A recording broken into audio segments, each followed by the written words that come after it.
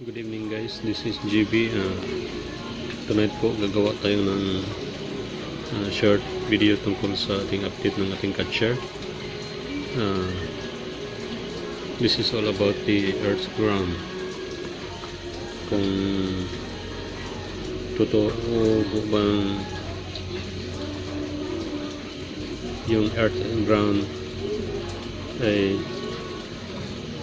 ang pinagkukunan ng enerhiya based sa Kapanadsi device. Some said na it's only a trick, and some said ground cable is very essential at yun ang pinagkukunan ng main source. Ayon kay Tesla, ang Earth daw ay isang balon na kapag binumba ng hangin may counter pressure po na malakas, at yun ay ating kolektahin at i-convert into useful energy. So we have two monitoring device. We have clamp meter set to AC, at we have two current transformer. Magkaiba po sila, yung isa less turns and the other one has more turns. Then gagawin po natin, try natin na magkaroon ng direct contact sa isang terminal ng ating load papuntang ground, at obserbahin natin kung ano ang posibleng mangyari sa ating meter, both meters. At sa next po is lagyan natin ng konting gap and observe both meters.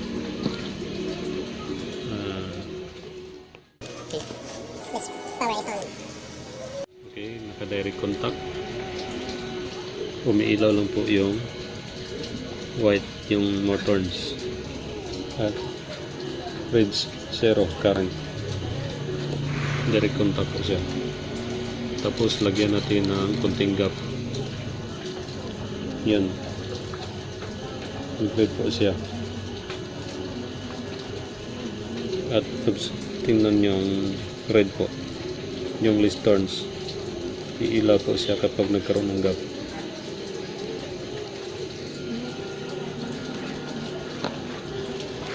Balik natin sa direct contact. Yan po. Sobrang init po yung kapag may konting gap po, napakabilis ng starting po siya ng melt. Napakabilis po mag-init ng ground cable. This wire is a THHN type electrical house wiring at gauge 10 po.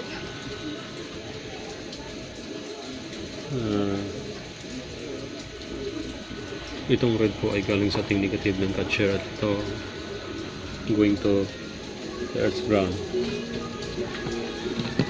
So ibig sabihin po na kapag may gap, mag-jump po yung tinatawag nilang electron o yung current.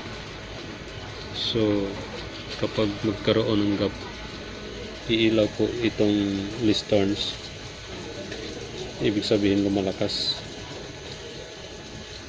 At kapag naka-direct contact, yung lang more turns, which means medyo mahina po ang flowing ng ating current. Ang tanong lang dito ay totoo po ba na galing sa current, sa lupa yung current? Is it pulling current from the ground or pushing from our catcher going to the earth?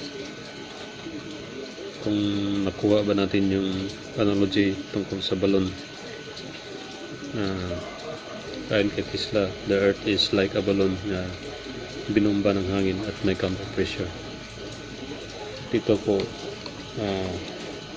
na-observe po natin na kapag naka-direct contact po siya, almost po halos wala po siyang reading. zero lang po ang makikita natin. At kapag nagkaroon ng gap, magkaroon din po siya ng reading. At napansin po natin na yung arc po or flares yellowish or orange po siya, meaning may current po. At dahil po siya mabilis na umiinit, at saka dahil sa flares po or sa spark, obvious po na high voltage po siya, which means may power talaga. Kailangan lang siguro ng conversion, need na ng proper design step down transformer, I think. So ibig sabihin totoo na may ground, may current po. Very essential part of the system. The question lang is it pushing or pulling current from the ground or going to the ground?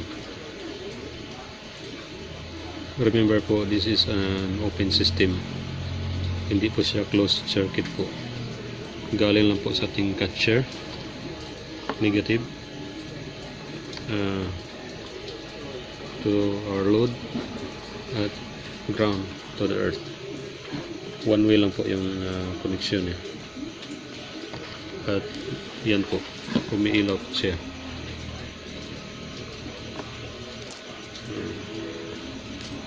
Yan po, umiilaw po siya. At kapag may gap, yan po, minsan aabot na higit sa 1 ampere po. Yan po. Kapag nag-spark po siya, iilaw po yung red, meaning lumalakas po yung current. At kapag naka-steady, yan lang. Ito lang. At kapag may spark, yan po.